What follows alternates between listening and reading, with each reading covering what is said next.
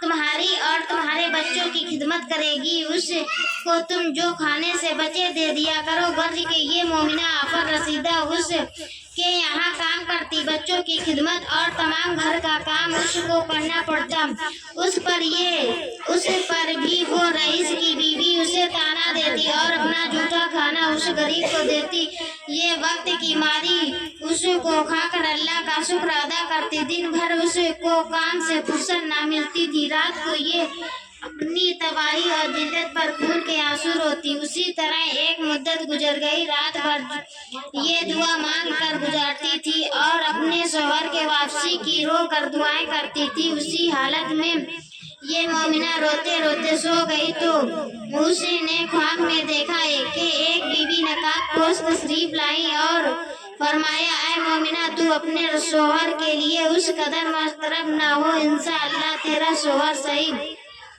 وسلم تجھ سے آ کر ملے گا، تم باوجو اور بخلوص نیت 10 دن تک جا نماز پر بیٹھ کر 10 بیویوں کی کہانی جمعرات کے دن سے سنو، اور جب تیرا شوہر تجھ سے آ کر ملے تو میٹھی روٹی کا ملیدہ بنا کر اس کے 10 لڈو بنانا اور اس پر 10 بیویوں کی نظر دینا۔ اس مومنہ نے عرض کیا کہ آپ کون ہیں، آپ کا نام کیا ہے اور ان بیویوں کے نام کیا ہیں جن کی میں نظر دلواؤں؟ تب جناب سیدہ صلوات علیہ نے فرمایا، میرا نام فاطمہ زہرا دختر جناب محمد مصطفیٰ ہے، اور 9 بیویاں یہ ہیں، ان کو اچھی طرح یاد رکھنا، حضرت سائرہ، حضرت حاجرہ، حضرت مریم، حضرت عائشہ، اور میری بیٹیاں یہ ہیں، حضرت زینب، جناب ام کلثوم، جناب فاطمہ صغریٰ، جناب کبریٰ، جناب سکینہ مصیبت زدہ آفر رسیدہ، جن کو کربلا سے لے کر شام تک سخت مصیبتیں جھیلنی پڑیں، اور ان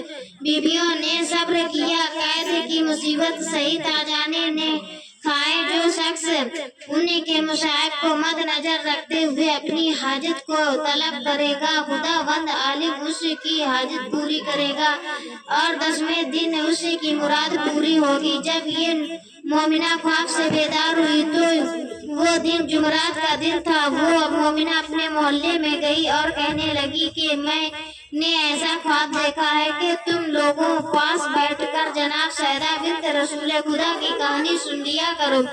اس کے محلے کی عورتیں اس کے پاس آ کر جمع ہو گئی، اس مومنہ نے 10ویں بیوی کی کہانی کہنا شروع کر دی۔ 9 دن گزر گئے، کہانی کو جب 10ویں دن آیا تو یہ مومنہ کیا دیکھتی ہے، اس کا شوہر پڑھو درود پڑھو، آج کو درود پڑھو،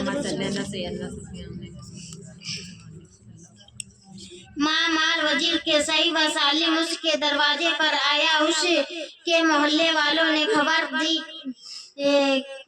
تمہارا شوہر آ گیا ہے، بہت کچھ مال وزیر لے کر آیا ہے۔ مومنہ بہت خوش ہوئی اور فوراً نہائی، پاک پانی لائی، کوڑا کنڈا لا کر گھی چینی آٹا منگوا کر اس نے روٹی پکائی اور اس کے ملیدہ بنایا اور اس کے لڈو بنا کر 10 بیویوں کی نظر دلوائی، اپنی سہیلیوں کے لیے لے کر گئی، انہوں نے بہت احترام سے وہ نظر کے لڈو لے لیے، اس کے بعد اپنے شوہر کی بھاوج کے پاس وہ لڈو لے گئی اور کہا، میں نے 10 بیویوں کی کہانی سنی، 10 میری دعائیں قبول ہوئی، میرا شوہر آ گیا، میں نے اس کی نظر دلوائی ہے، اس کا یہ حصہ تمہارے لیے لے کر آئی ہوں۔ اس مغرور عورت نے اس لڈو کو یہ کہہ کر واپس کر دیا کہ ہم ایسی اینٹ پتھر چیزیں نہیں کھاتے ہیں، میری گھر سے لے جائیے۔ بیچاری لڈو واپس لے آئی اور اسے بھی خود کھا کر خدا کا شکر ادا کیا۔ اب اس مغرور عورت کا حال سنیے۔ رات کو وہ عورت سو گئی، صبح کو کیا دیکھتی ہے کہ بچے اس کے مر گئے، غلہ اور سب سامان غائب ہو گیا۔ جب گھر میں کچھ نہ رہا اور بچے بھی مر گئے تو اس کے حواس جاتے رہے، دونوں میاں بیوی رونے لگے۔ جب کئی وقت گزر گئے تو اس نے کہا، یا اللہ، اب بھوک سے میرا برا حال ہے، میں کیا کروں؟ گھر میں گیہوں کی بھوسی ملی، دل میں سوچا کہ اسی کو پکا کر کھا لیں۔ جیسے ہی اس نے بھوسی کو چھوا، اس میں برابر کیڑے نظر آتے، اس نے فوراً بھوسی کو پھینک دیا۔ جب اس کے شوہر نے ये माजरा देखा तो कहने लगा, मेरी बहन के घर चलो, वहाँ रोटी तो मिलेगी और मेरी बहनोई मुझसे मुलाजमत करा देगा। ताला बंद करके दोनों मियाँ बीवी चल दिए। उनके पास कुछ न था जो किसी सवारी में जाते। पैदल चलते चलते उनके पैरों में छाले पड़ गए। रास्ते में उनको चने का हरा भरा खेत नजर आया। उसी के शौहर ने कहा, यहाँ ठहर जाओ, मैं हरे चने तोड़ लाऊं, उसी को खाकर पानी पी लेंगे तो रास्ते चलने की कौत आ जाएगी। उसी के शौहर ने बहुत सी चने की टहनियाँ अपनी बीवी के हाथ में ला कर दिए। जिसे ही उस औरत का हाथ लगा, चने की टहनियाँ सूख कर घास बन गई। ये औरत बहुत घबराई। दोनों उस घास को फेंक कर आगे चले। रास्ते में बहुत सी तरोताजा गन्नों का खेत मिला। उसका शौहर भूख और प्यास से बेताब था। गन्ने देखकर बेकरार हो गया। उसने बहुत से गन्ने खेत में तोड़े और बीवी को ला कर दिए। अब तो मान के और आप जो मुझसे चला नहीं जाता, गन्ना खा लो ताकि हम में ताकत आ जाएगी। जो ही उस औरत ने गन्नों को छुआ, गन्ने फौरन चरी बन गई। ये दोनों उस चरी वहाँ फेंक कर आगे चल दिए। पर वक्त तमाम ये दोनों अपनी बहन के घर पहुँचे। उसकी बहन ने पलंग लाकर बिछा दिया ये दोनों बैठ गए। बहन के घर खाना पका, सब घर वालों ने खा लिया। बाद में से की बहन को याद आया, अपने नौकर से कहने लगी कि अगर कुछ खाना बचा हो तो मेरे भाई और भावज को दे आ। नौकर ने पतीलियां पोंछकर जो कुछ था उन दोनों को ले जाकर दिया। ये लोग कई दिन के भूखे थे। खाना देखकर बहुत खुश हुए। उसने अपनी बीवी से कहा, उठो, ये खाना खुदा ने कई दिन के बाद दिया है, खा ले। जिसे ही उसकी बीवी ने हाथ धोकर खाने के लिए रोटी का टुकड़ा तोड़ा तो क्या देखती है कि खाने में सख्त बदबू आ रही है। खाना सड़ गया।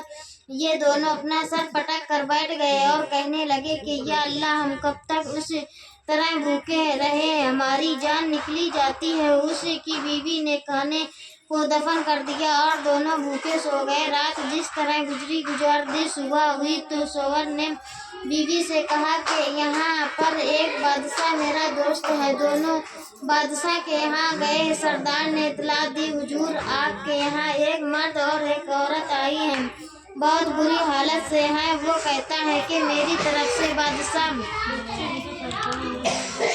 से अर्ज करो कि मुझसे मिल लें। बादशाह ने मुलाजिम से उन दोनों को अंदर बुलवाया। इसको देखकर पहचान लिया। उसके लिए अलदा कमरा दिया और कहा, तुम दोनों गुस्ल करो और आराम करो। और बादशाह ने हुक्म दिया कि हमारे मेहमान को 7 रंग का खाना भिजवाओ। बादशाह के हुक्म के मुताबिक 7 खान उन दोनों के लिए आए। उसका शौहर बहुत खुश हुआ। बीवी से बोला, जल्दी उठो, अल्लाह ने हमको नियामत भेजी है। बीवी हाथ धोकर खान पर आकर बैठ गई। जिस खाने को हाथ लगाती है वो खाना सड़ जाता है। गर्ज के तमाम खाना सड़ गया और कीड़े नजर आने लगे। उसका शौहर हैरान हो गया कि ये माजरा क्या है।